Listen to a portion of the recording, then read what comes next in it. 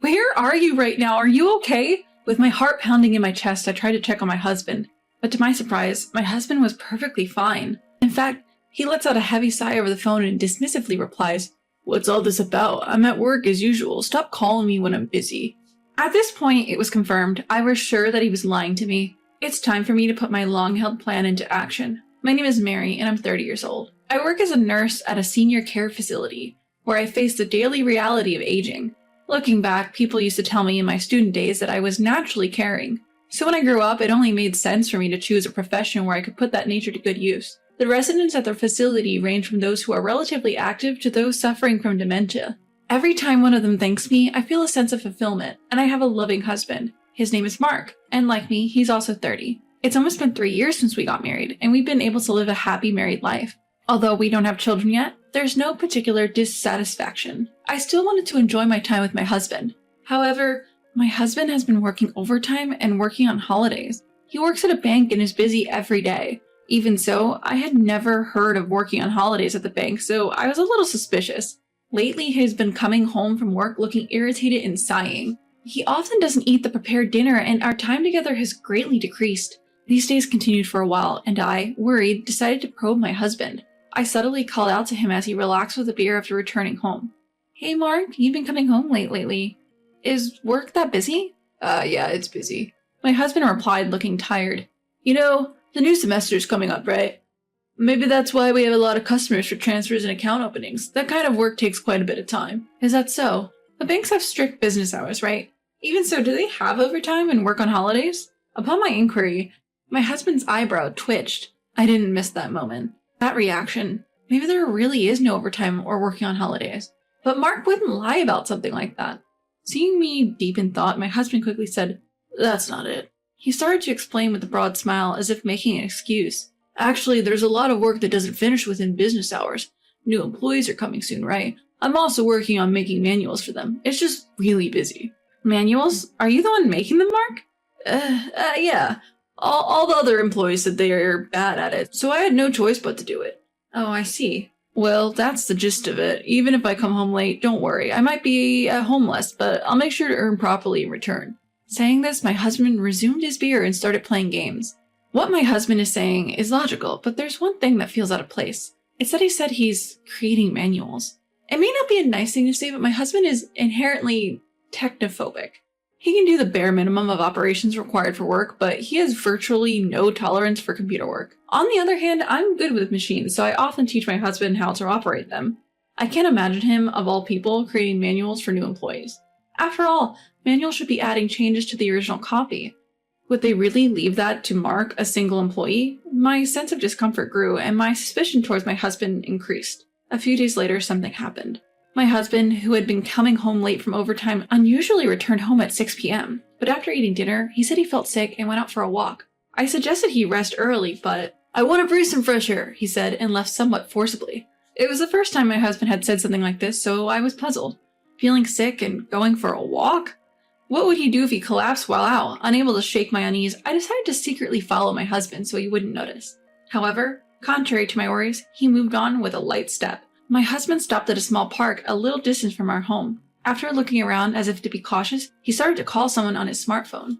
A few minutes later, a white car parked right next to my husband. He immediately got into the passenger seat of the car. There was an unfamiliar woman in the driver's seat. What's with that car? What's the relationship with Mark? Just as I was about to approach the car with suspicion, the woman and Mark were in a tight embrace inside the car. What? What are you doing? My voice involuntarily quivers at the sight. Unaware of my confusion, the two exchange a passionate kiss. My husband and this unknown woman desiring each other. By the time I realized, I was taking out my phone and turning on the camera. After capturing my husband's affair in photos and videos, I was snapped back to reality by the sound of the engine. By the time I regained my composure, the car had already driven off. Confusion, disgust, shock, sorrow. Various emotions were swirling inside me. When I finally managed to return home, a text from Mark arrived saying, "I met up with a friend, so I'll be home late." A friend? That can't be right. The scene of the affair replays in my mind over and over. I just couldn't believe his words. In the end, Mark came home after 2 in the morning. As my dissatisfaction was about to explode, I held back my tears and thrust the screen of my phone at him. "Hey, what is this?" "Huh?" I can see Mark's eyes darting around, clearly shaken. Seeing such an obvious reaction, I felt an indescribable feeling. Explain yourself! As I confronted the stuttering Mark, he showed a forceful smile. No, it's not like that, Mary. She's just a friend. A friend? Do you hug your friends like that? It's not like that. It's like a friendship between men and women, like comrades. It doesn't mean anything deeper. Then what about this photo? You're clearly kissing, right?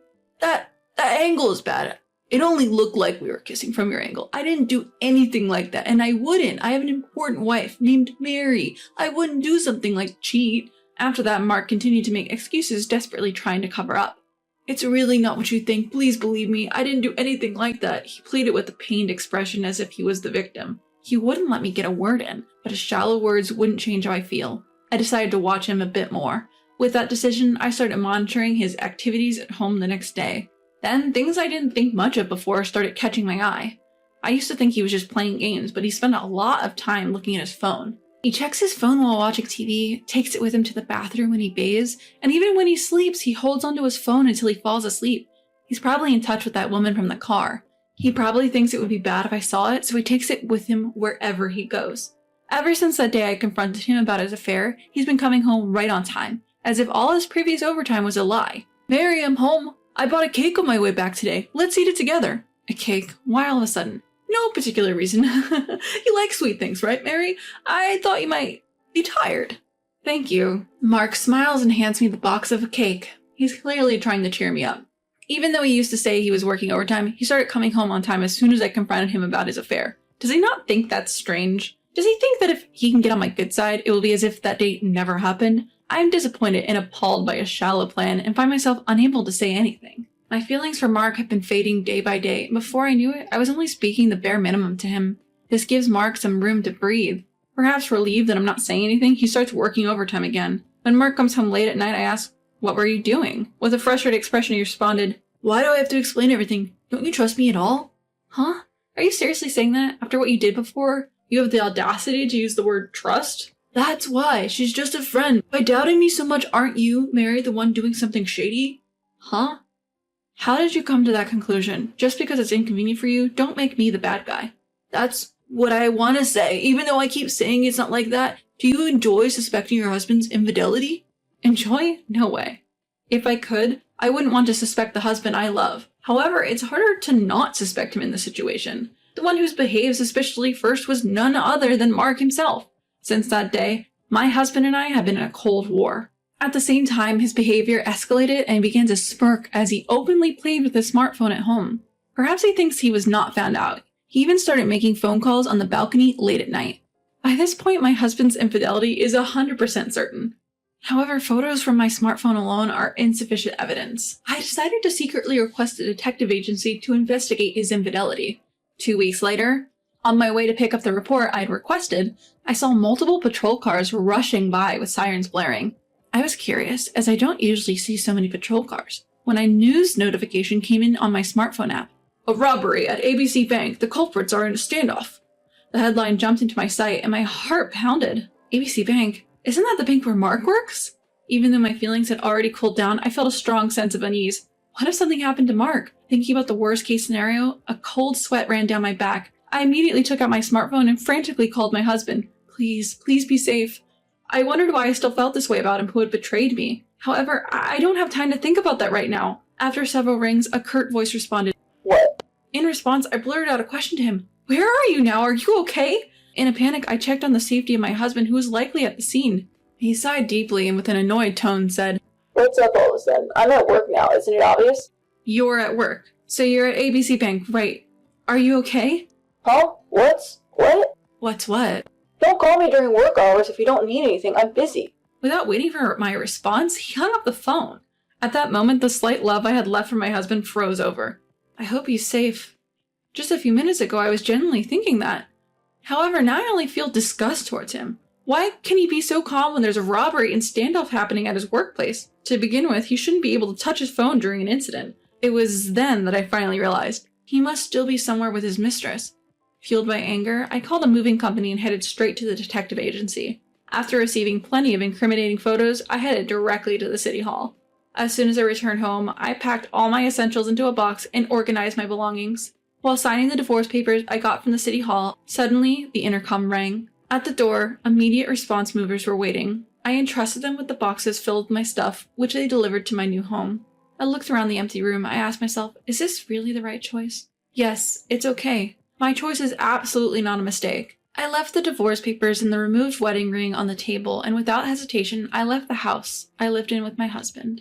The place I headed after leaving the house was an apartment near my workplace. I had rented the room in advance just in case anything happened after I noticed my husband's infidelity. When I arrived, the mover's truck was already parked there, so I proceeded to move in my belongings. As I was unpacking and thinking about the future, the vibration of my smartphone alerted me to an incoming call. The screen displayed Mark. I took a deep breath, composed my turbulent emotions, and answered his call. Hello? Hey, Mary, where are you right now? When I got home, your stuff was gone. I only took my belongings from home. Any problem? You took your stuff? What the hell are you talking about? Mark's urgency was palpable, transmitted over the phone. I conveyed the facts to him in a calm manner. I will not return to that house anymore. You saw what was on the table, didn't you? The table? Huh. What is this, divorce papers? This is not a joke. Don't mess around. Mess around? I'm being very serious, though. That's crazy. Why do I have to see divorce papers as soon as I get home? I was filled with simmering anger at his selfishness, being negative about the divorce while he was doing the worst thing. There's no more sympathy left for such a man. Having made up my mind, I let my accumulated anger explode.